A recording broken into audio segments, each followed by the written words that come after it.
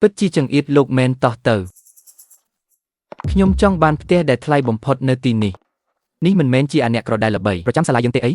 មកធ្វើការនៅទីនេះដែរកន្លែងនេះមិនមែនជាកន្លែងលក់ផ្ទះទំនើបទេអីមិនក៏ឲ្យអាអ្នកក្រដែលគ្មានលុយសំបីតែទិញបាយស៊ីចូលមកអីចឹងមិនខ្លាចខូចតម្លៃផ្ទះអស់ទេអីនេះមានន័យថាម៉េចគេម្នាក់នឹងណាគឺជាសិស្សក្រីក្រឡបីឈ្មោះនៅសាលារាល់ថ្ងៃស៊ីតែបបជាមួយឆៃពៅចុងសប្តាហ៍ត្រូវដើររកការងារធ្វើទៀតគុំថាឡើយទិញផ្ទះសំបីតែផ្ទះគំរូក៏គេគ្មានលុយផងម៉ែរបស់គេគឺជាអ្នកបោះផ្លូវថ្នល់ម្នាក់ប៉ុណ្ណោះរកលុយមួយឆ្នាំមិនបានស្មើនឹងលុយចាយលេងរបស់ខ្ញុំឯងគិតមើលថាមនុស្សបែបនេះទិញផ្ទះរួចដែរអីឯងយ៉ាងម៉េចហ្នឹងមនុស្សបែបណាក៏ឲ្យចូលកន្លែងលក់របស់យើងដែរប្រាប់ឯងយូរហើយថាពួកដែលគ្មានលុយទិញកុំឲ្យចូលនាំតែខាតពេលខាតកម្លាំងអ្នកគ្រប់គ្រងបានហើយមិនបាច់បកស្រាយទេខ្ញុំមានអារម្មណ៍ថាអ្នកមិនស័ក្តិសមទេអ្នកត្រូវបានបណ្ដេញចេញឆាប់ទៅប្រមូលអីវ៉ាន់ទៅណែត្រកូលឈិនឯងមកទិញផ្ទះបានខ្ញុំមកទិញមិនបានអីមិនមែនទេលីនហ្វានខ្ញុំពន្យល់ឯងបន្តិចចុះផ្ទះដែលថោកបំផុតនៅទីនេះតម្លៃដល់ទៅ10លានឯណោះឯងថាឯងអាក្រៃក្រនេះឯងមានលុយទិញតែអីទោះបីជាឯងបានជួយជីវិតលោកតាចៅក៏ដោយគេយ៉ាងច្រើនឲ្យលុយថ្លៃអរគុណឯង1-2លានប៉ុណ្ណោះសូម្បីតែបង្គន់ក៏ឯងទិញមិនបានផងមនុស្សខ្លះនឹងណាគឺក្រយូពេកមិនដែលឃើញពិភពលោកអ្នកមានគេរស់នៅយ៉ាងម៉េចគ្រាន់តែមានលុយបន្តិចបន្តួចចង់ធ្វើរកជាអ្នកមានដែរនិយាយនេះត្រូវទេឯងគឺឯងត្រកូលចៅគឺត្រកូលចៅទោះបីឯងបានជួយលោកតាចៅក៏មានប្រយោជន៍អីគេអាចរកឯងជាគ្នាគេអីមួយជាតិនឹងឯងនៅតែជាអាក្រៃក្រដែរនឹងពួកឯងបិទមាត់ទៅបងលីនហ្វានមិនមែនជាអាក្រៃក្រទេខ្ញុំនិយាយមានខុសអីអាក្រគឺនៅតែក្រនឹងបើចង់ទិញផ្ទះឯងទៅអង្វរគេទៅលោកតាចៅមិនដឹងជាអាចចិត្តល្អដាក់ទៀនឲ្យឯងមួយល្វែងត្រូវហើយឬមួយក៏ឯងអង្វរបងឈួនទៅបងឈួនមិនដឹងជាអាចបិទបង្គន់មួយឲ្យនៅមិនចាំបាច់គ្រូសាចៅឲ្យលុយទេខ្ញុំអាចទិញខ្លួនឯងបានមិនត្រឹមតែទិញផ្ទះខ្ញុំថែមទាំងចង់ទិញវីឡាដែលថ្លៃបំផុតនៅទីនេះបងឈួនបងទេ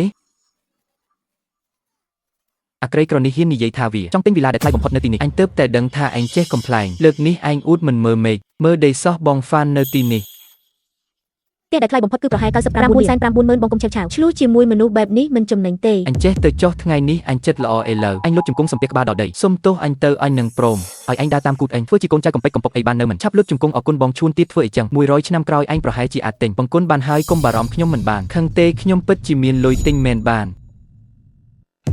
បើអញថាទិញបានអញកូតកាត់ទៅបើសិនជាខ្ញុំទិញបានអញគិតម៉េចបើសិនជាឯងមានលុយទិញផ្ទះនៅទីនេះមែនអញនឹងលុតជង្គង់នៅចំពោះមុខមនុស្សទាំងអស់សំពះសុំទោសឯងចាំសម្ដីឯងឲ្យច្បាស់ណាមនុស្សនៅទីនេះសុទ្ធតែជាសាក់សីខ្លួនអញមិនដែលចង់ប្រកែកជាមួយអាក្រៃក្រទេអាយ៉ាងទៅយកម៉ាស៊ីនកូតកាត់មកបងហ្វានបងឈប់លេងទៅបងហើយនឹងអ៊ំស្រីមិននឹងមានលុយច្រើនម្លេះជឿជាក់ខ្ញុំទៅខ្ញុំទិញបានខ្ញុំមកពីជឿជាក់លើបងនឹងហើយទើបដឹងថាបងមានប៉ុន្មានខ្ញុំត្រូវគេដេញចេញមិនអីទេយ៉ាងច្រើនទៅរកការងារថ្មីមិនអីទេចាំខ្ញុំទៅជួយយកម៉ាស៊ីនកូតកាត់ពីអ្នកគ្រប់គ្រងមកឲ្យបន្តិចទៀតចាំមើលទាំងអស់គ្នាថាអាអ្នកក្រដែរល្បីឈ្មោះប្រចាំសាលានឹងត្រូវអាម៉ាស់មុខរបៀបណាទៅកូនបងហ្វានពួកយើងឆាប់ទៅវិញទៅផ្ទះនៅទីនេះពិតជាមិនមែនយើងទិញបានទេស្យាវយ៉ាងជឿជាក់លើខ្ញុំតាំងពីតូចដល់ធំខ្ញុំដែលកុហកឯងពេលណាហ៊ានទាំង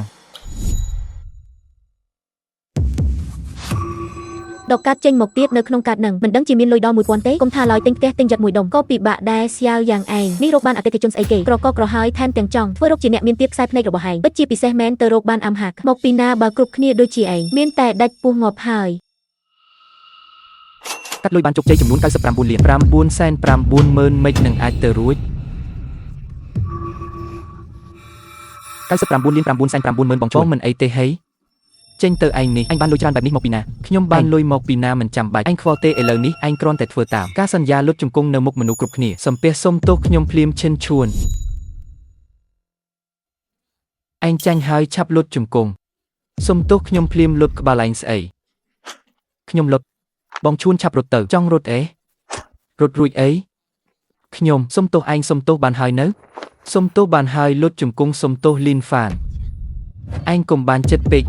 ឯងចង់ក្រឡាស់សម្ដីអីសុំទោសបានហើយទៅឲ្យឆ្ងាយទៅថ្ងៃក្រោយខ្ញុំមិនចង់ឃើញមុខឯងទៀតទេមិនដែលហ៊ានមានអ្នកណាធ្វើបាបខ្ញុំបែបនេះទេលីនហ្វានឯងចាំមើលទៅមិនអីទេបងឈួនខ្ញុំនៅ